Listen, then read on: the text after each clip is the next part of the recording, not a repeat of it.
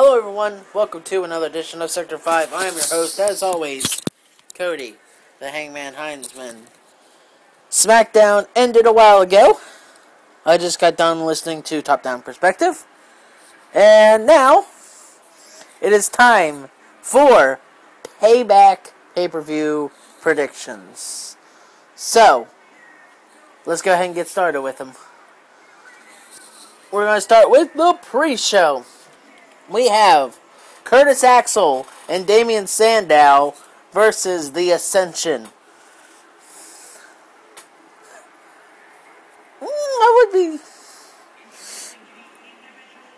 I think the Accession is going to win. They are pushing Curtis Axel to kind of go face with this, but I think the Accession is going to win. Next match, we have Bad News Barrett. I'm going to continue calling him that, even though he's King Barrett now.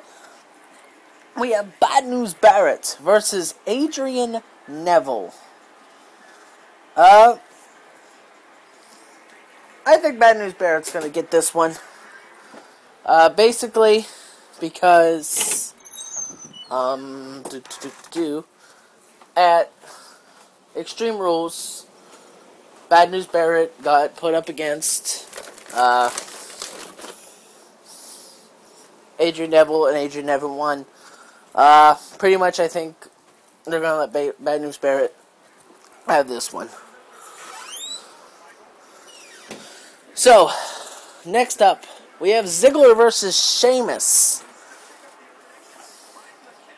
I honestly think Ziggler's going to take it again. After what happened at Extreme Rules, I believe that Ziggler's going to make sure Sheamus actually finally gets to kiss Ziggler's arse.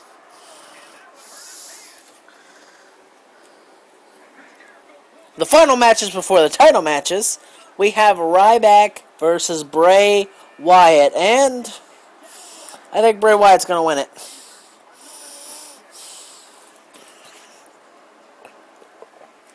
For the pure fact that it's Bray Wyatt. They're putting a lot of Bray Wyatt just in pay-per-views and not fighting on Monday Night Raw. So, I believe he's going to take the win at Payback.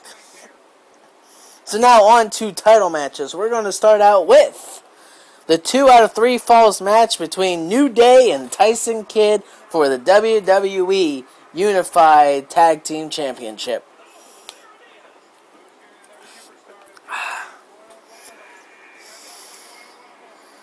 It won't surprise me if Tyson Kidd and Cesaro win back the championship here. I am a full supporter of Kofi Kingston, so I will cheer on New Day as much as possible. But, as I've said before, I'm supporting because of Kofi Kingston. And really am having a hard time supporting New Day. I am supporting Kofi Kingston, and that's it. I like Big E, and I like Kofi. Xavier Woods, not really. I will go and say this again here. I probably said it last video, I'm not 100% sure.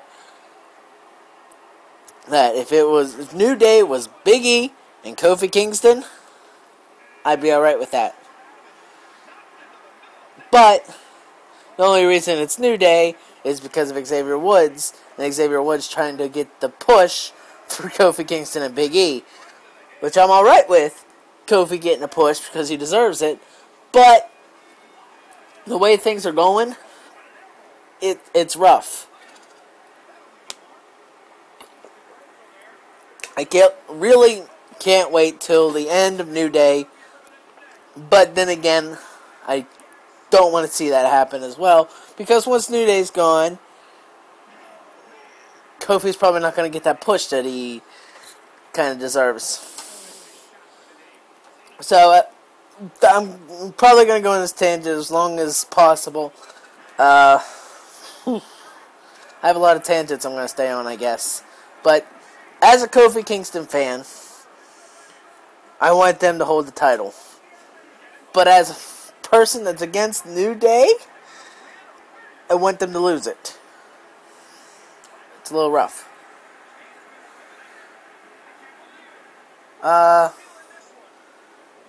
Of course, as they say, they don't know who's going to be representing New Day in this match.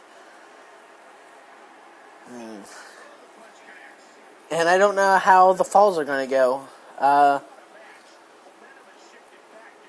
Maybe one for Tyson Kidd and Cesaro, then one for New Day, and then probably Tyson Kidd and Cesaro. So, that's all I can really say about that match. Next up, we have John Cena versus Rusev in an I Quit match. John Cena's got this. I mean, it isn't just a motto that never give up and everything.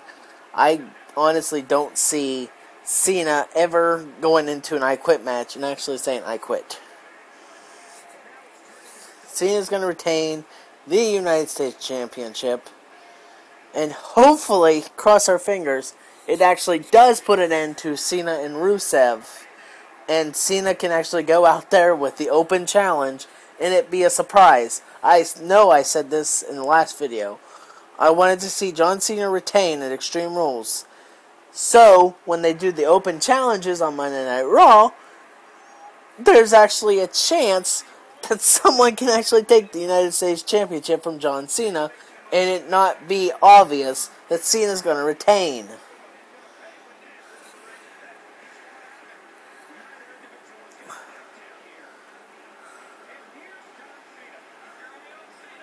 And to break up these championships, because I forgot that I did this, I was supposed to talk about this match earlier, but I'm going to put it after that one, even though it doesn't deserve to be put there. We have Naomi and Tamina Snuka taking on the Bella Twins. And I feel like it's a no-brainer that Naomi and Tamina Snuka's going to win. First time tagging up, first time pay-per-view of them tagging up. I feel like it's no brainer that Naomi and Tamina Snuka's going to win. So now that I forgot to put that, it goes before the most important match of the night. We have the Fatal 4-Way match for the WWE World Heavyweight Championship. Seth Rollins defends his championship against Roman Reigns, Dean Ambrose, Randy Orton. What do I see with this match? Shield. I see the reunion of the Shield. You got Dean Ambrose, Roman Reigns, and Seth Rollins, all three in the ring. They will fight it out. Like, the match will go, like, pretty much brawling it out. Probably Randy Orton going up against Roman Reigns most of the match, and Dean Ambrose going against Seth Rollins most of the match. But something's going to happen to where they're all three members of the Shield are standing. They see Randy Orton down, and they're going to have this moment of, this looks familiar. Roman Reigns will do his Dean Ambrose and Seth Rollins will lift up Randy Orton on top of Roman Reigns, slam him to the ground, and potentially Seth Rollins will retain the championship.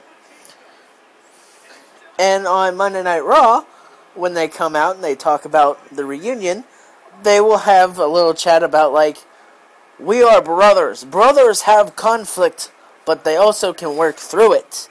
And also Seth Rollins will be like, I am still the architect. And just like the Authority, there's a plan B.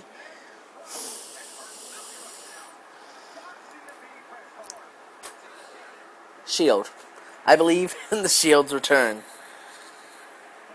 Where does that leave WWE World Heavyweight Championship? As I said, maybe Seth Rollins retains. Maybe they give it to Roman Reigns.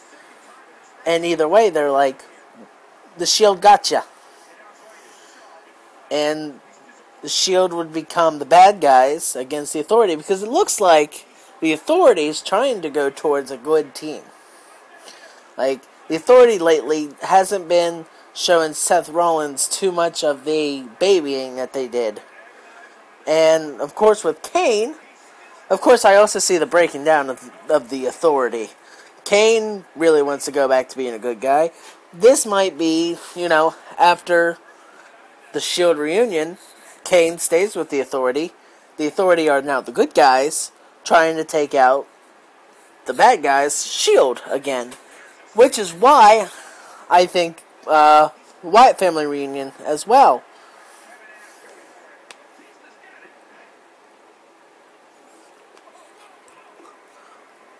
So, that is what's happening at Payback.